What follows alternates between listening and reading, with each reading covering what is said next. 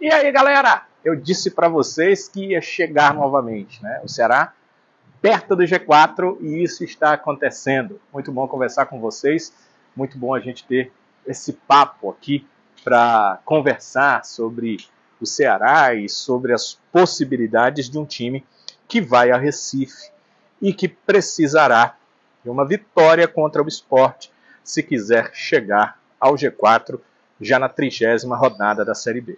Mas o time fez acontecer. Lembra que a gente conversou sobre isso? Eu acreditava que isso ia acontecer, que isso poderia acontecer. A gente nunca tem certeza nenhuma. Tenho certeza que todos vocês também queriam isso. Só que pela bola que estava jogando, pela vontade que os atletas mostravam, nunca se entregando, mesmo em momentos difíceis, mesmo em momentos de derrota, imaginava que isso iria acontecer. E acabou acontecendo. Mas, é claro, você pode perder essa oportunidade de novo e ficar embaixo. O que será? Não deve deixar que isso aconteça. Precisa continuar na sequência de vitórias, se possível chegar ao G4 e, se possível, não sair mais desse grupo, porque só os 4 primeiros sobem para a Série A do Campeonato Brasileiro. O que o Ceará tem daqui para frente? Segunda-feira, todo mundo sabe, o Ceará enfrenta o Sport. Né? São 9 jogos daqui para frente na Série B. 5 deles serão fora de casa e 4 deles serão em casa. Os próximos 6 já têm datas confirmadas. O da segunda-feira contra o Sport, né, que a gente acabou de citar. Segunda-feira, 9 da noite, o Ceará enfrentando o Sport. Será dessa sequência de 9 jogos, onde 5 são fora, o primeiro jogo fora de casa. Depois, o Ceará vai voltar para casa e vai enfrentar no Castelão a Ponte Preta, no sábado, dia 12 de outubro. Ou seja, na mesma semana que ele enfrenta o Sport, na segunda-feira, no sábado ele já enfrenta a equipe da Ponte Preta. Depois disso, vai sair e vai fazer uma mini excursão no interior de São Paulo para enfrentar no dia 19 de outubro, um sábado. O dia 12 é um sábado contra a Ponte, só calcular mais 7 dias, 19, o sábado seguinte o Ceará enfrenta o Ituano em Itu. E na terça-feira, dia 22 de outubro, está em Santos para enfrentar o Santos. O jogo contra o Ituano, por ser sábado, vai ser 5 da tarde. A partida contra o Santos, por ser uma terça-feira, 7 da noite. Depois disso, o Ceará voltará a jogar em casa e aí terá uma sequência de 2 jogos em casa. Se o Ceará conseguir bons resultados aí, principalmente nessas partidas fora de casa, mas claro, também voltar a jogar em casa, precisa vencer a Ponte Preta. Os próximos 4 jogos, 3 são fora. Então, se ele conseguir uma vitória contra a Ponte Preta e 3 bons resultados fora de casa, ele terá 2 jogos seguidos em casa. Dia 26 de outubro contra o Paysandu, partida das 5 da tarde, é um sábado. Imaginem só como é que pode estar esse estádio no sábado contra esse Paysandu. Reta final da Série B.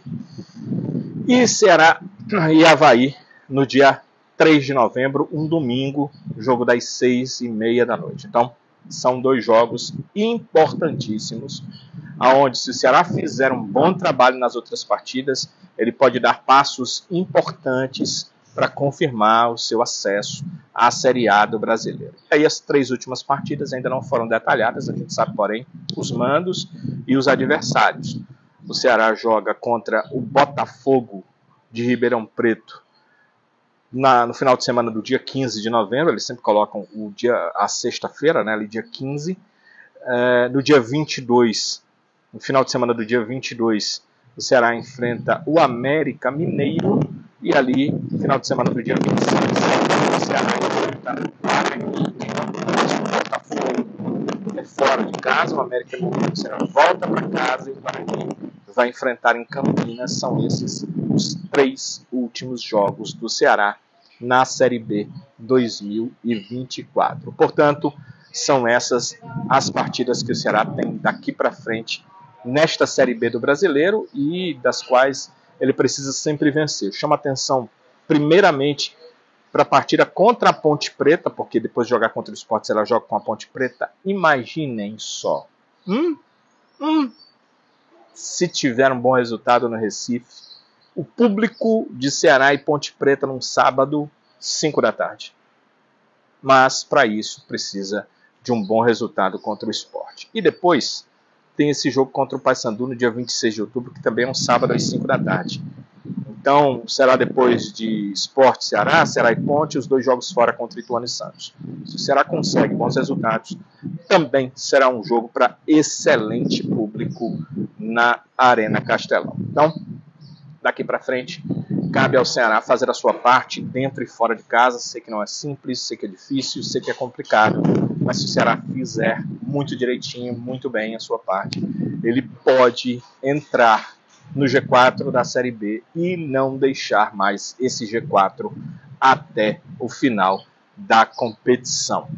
O Ceará, vocês sabem, a partir do jogo contra o Coritiba, perdeu o concurso do Richard. O Richard machucou, ele contundiu o tornozelo, problema de tendão de Aquiles, ele teve que fazer uma cirurgia no tendão, são 6 meses, aí o Richard fica fora dessa temporada e já do início da próxima temporada. O Bruno assumiu a titularidade, não foi bem contra o Coritiba, mas nesses 2 últimos jogos em casa, acredito bem, principalmente na partida contra o Brusque. Ele é um dos responsáveis do Ceará ter vencido o jogo, ele defendeu uma bola cara a cara, ele demonstrou segurança ali do meio para o final do segundo tempo, e ele foi importantíssimo para que o Ceará conseguisse ganhar esses 3 pontos nessa Série B.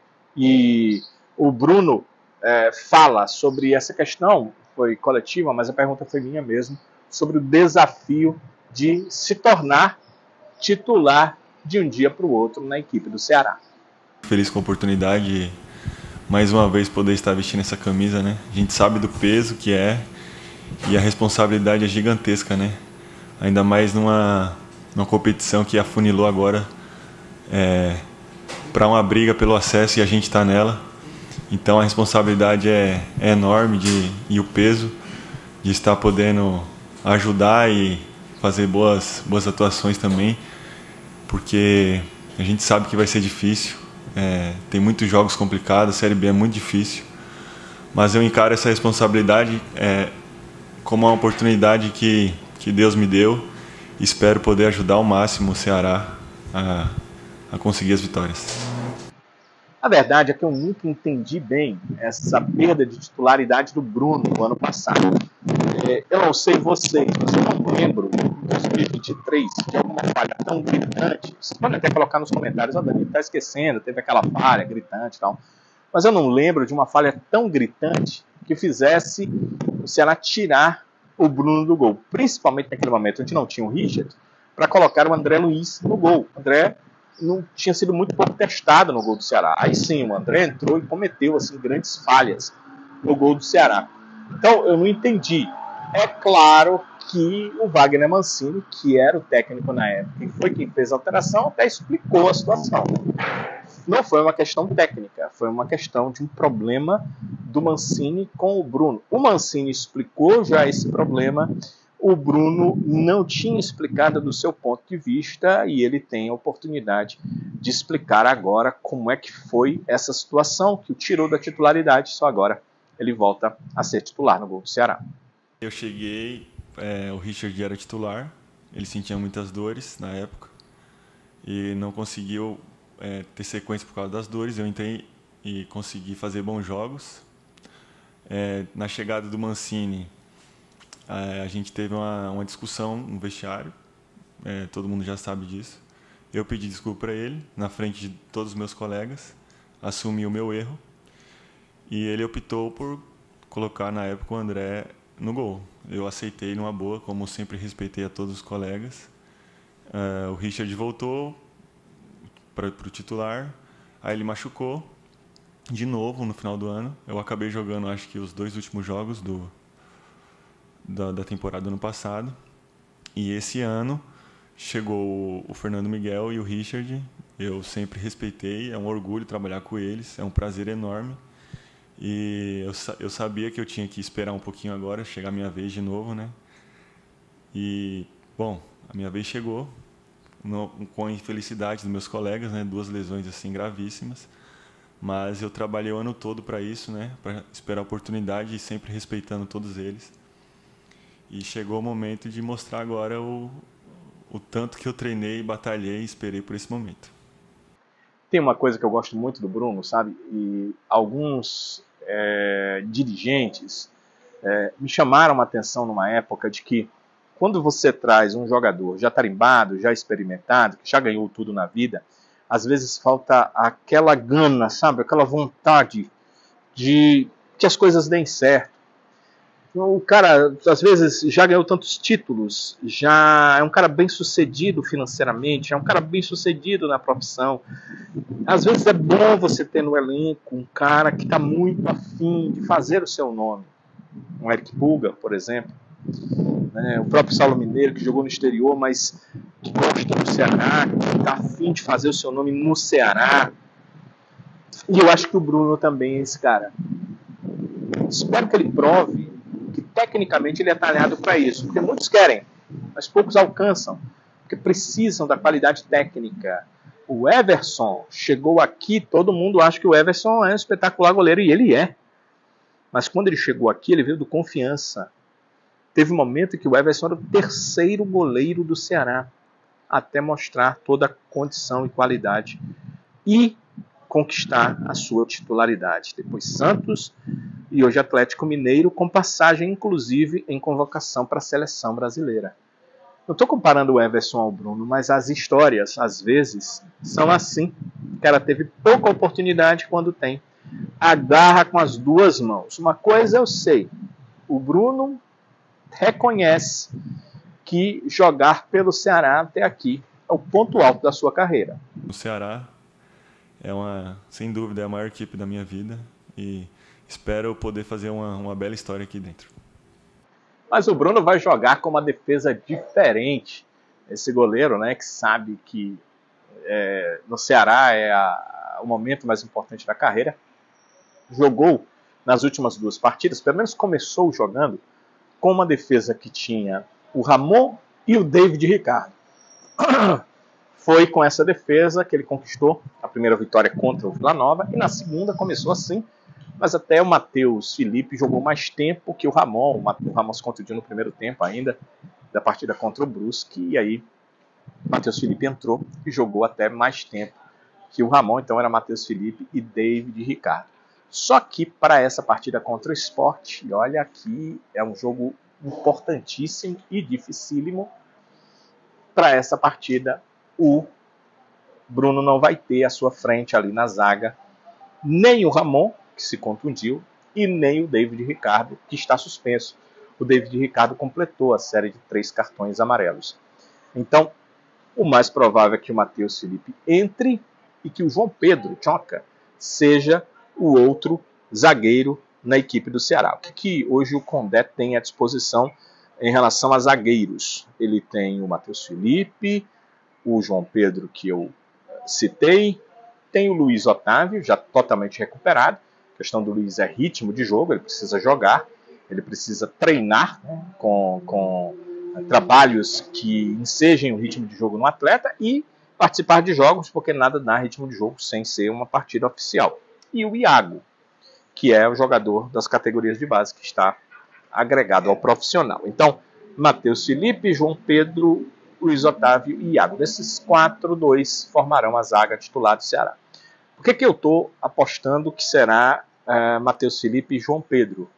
Porque o Matheus Felipe era o primeiro reserva e entrou assim que houve o problema do Ramon, a contusão do Ramon, e o João Pedro, o Tchoca, já jogou nessa Série B, não passou por problemas clínicos, foi contratado, obviamente, para jogar, e a tendência natural é que se a gente pegar ali uma lista, ele está à frente do Luiz Otávio, e aí não é uma questão técnica, né? Porque nós conhecemos a qualidade que o Luiz Otávio pode ter, mas é uma questão de ritmo de jogo. O Luiz Otávio está há mais de 10 meses sem jogar uma partida oficial pelo Ceará. Como eu não vejo treino, eu não tenho ideia de como ele está. As pessoas que assistem dizem que ele está participando de tudo, dos enfrentamentos todos, carrinho, jogando como um zagueiro precisa jogar diante dos atacantes. Ele hoje no time reserva nos treinos dos atacantes titulares do Ceará. Mas tem essa questão da falta de ritmo e ninguém coloca um zagueiro para substituir com alguns minutos.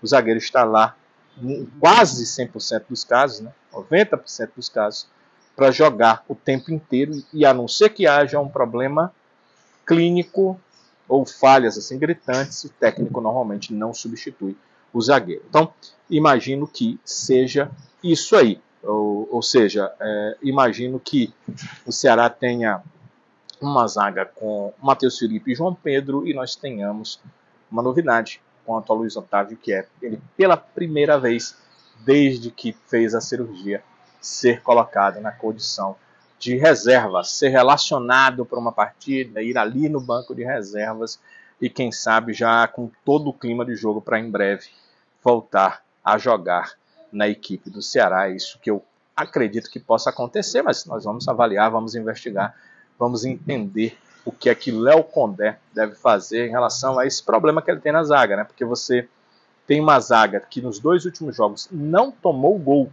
e de repente você não pode utilizá-la na terceira partida da sequência, realmente não é algo bom, é algo muito negativo. Amigo, amigas, sempre vou conversar com vocês, meus amigos, minhas amigas que acompanham a gente aqui, que conversam conosco sobre futebol. Imagine que aqui é um bate-papo, né? Que você já nos comentários vai dizer, você disse isso, eu achei interessante, mas eu acho assim. É sempre muito legal conversar com todos vocês. Eu até disse, né, que acredito que seja Matheus Felipe e João Pedro. Eu gostaria muito que fosse o Luiz Otávio, mas desde que ele estivesse numa grande forma e voltasse para ajudar o Ceará a voltar para a Série A do Brasileiro. Já imaginou? Que história! Valia filme, né? Aquela volta, um cara histórico do clube, importante em Série A de Brasileiro, de repente ele volta e ajuda o clube a voltar à Série A. Seria excelente, mas para isso ele precisa estar em condição de fazer isso. E só os treinos dizem isso, e o Condé tem todas as informações. Hoje a ciência está muito forte dentro do futebol, então as informações que são passadas para o treinador é que determinam esse tipo de coisa. Eu estou vendo as coisas dessa forma. Você é diferente? O que é que você acha? Quem seria a zaga do Ceará para substituir Ramon e David Ricardo? Os dois não vão poder estar em campo, o David está suspenso, o Ramon se contundiu. Qual a tua dupla titular, amigo, amiga? Pode deixar aí nos comentários que eu vou amar ir lá e dizer, olha, eu acho isso, você talvez esteja certo, ou a gente conversa bem mais sobre esse assunto. Eu quero pedir a você que, se gostou do vídeo, deixe, por favor, o seu like. Se não gostou, claro, não precisa deixar o like. Eu peço desculpas. Às vezes a gente, na nossa imperfeição, não agrada. Mas, se você gostou, deixe, por favor, o like. E se você ainda não é inscrito no canal, está na hora de fazer sua inscrição. Vá lá na página principal, olhe lá. Se você é inscrito, vai estar lá inscrito. Se não tiver, vai estar inscreva-se. E aí você clica, inscreve-se. Tem o sininho lá em cima, ativa as notificações. Quando tiver vídeo novo, ele vai chegar com informação para todos vocês e para você, principalmente, que foi inscrito no nosso canal. Muito legal contar com a audiência de todos vocês. Muito obrigado por tudo. Que Deus proteja e abençoe a todos e que Ele nos leve a nos vermos novamente, se Deus quiser, no próximo vídeo. Até lá. Valeu!